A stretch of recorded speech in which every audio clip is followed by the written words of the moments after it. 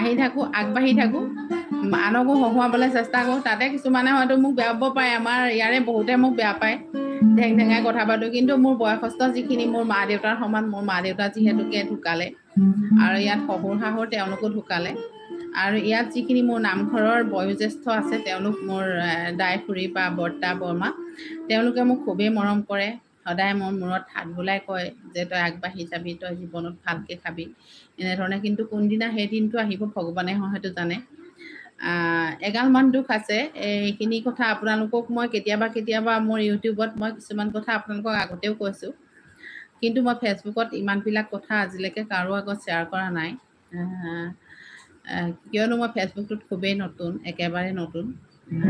আৰু ইউটিউবত মই পুৰণা, কিন্তু ইউটিউবত পুৰণা হ'লেও আপোনালোকৰ সঁহাৰি পাইছোঁ বাবে আজি মই মনিটাইজেশ্যন হ'ল। তাৰপিছত মোৰ ফাৰ্ষ্ট পে'মেণ্ট আহিলে, এতিয়া মোৰ ছেকেণ্ড পে'মেণ্টো এয়া আৰম্ভ হৈ আছে।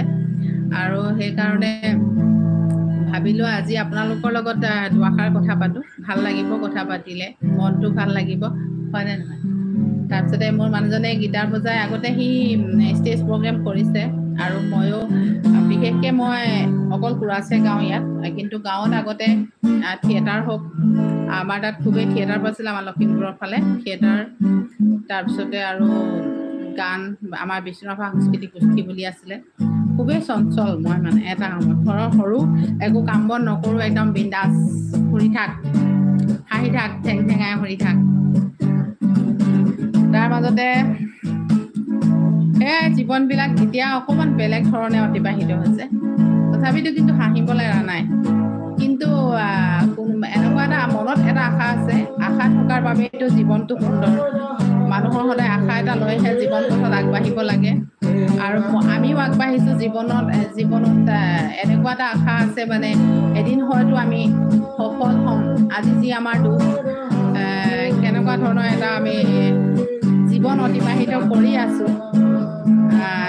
আছে প্ৰকাণ্ড এটা ঘৰ, কিন্তু প্ৰকাণ্ড ঘৰটোৰ মাজত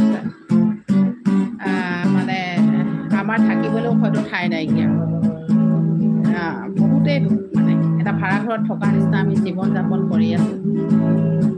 এইবিলাক কথা কেতিয়াবা লৈ আহিবলৈ মন যায় মোৰ, কিন্তু মোৰ ফেচবুকত এনেকুৱাকৈ এগালমান ফ্ৰেণ্ড আছে, 6000 মান মোক ফ'ল' মাৰি থৈছে চাগে। তাত কিন্তু এক্টিভ খুব বেছি 200 বা 300, তাত খুব বেছি এটা ফটো বা কিবা এটা দিলে মানে, পোষ্ট দিলে মানে তাত লাইকটো বা কমেণ্টটো আহে, কিন্তু ভিডিঅ'টো মানুহখিনিয়ে নোচোৱাকৈয়ে কমেণ্ট কৰিলে ভাল নালাগে। যিহেতুকে মই সেনেকুৱা ধৰণৰ নহয়, মই প্ৰত্যেকটো ভিডিঅ' মানুহৰ সম্পূৰ্ণকৈ চোৱাৰ পিছতহে যিকোনো এটা মানে মই মোৰ এটা মন্তব্য এটা আগবঢ়াওঁ, যে ভাল হৈছে বেয়া হৈছে এনেকুৱা ধৰণৰ।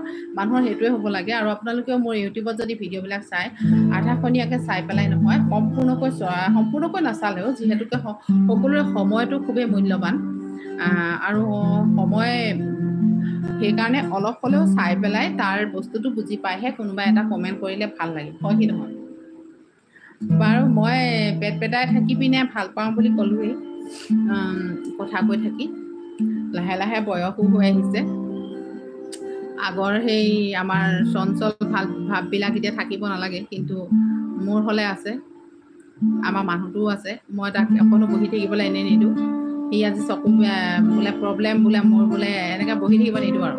ব'লক ওলাই, বিন্দাছ নাচিব মন গ'ল ব'লক, জনাই নজনাই আৰু।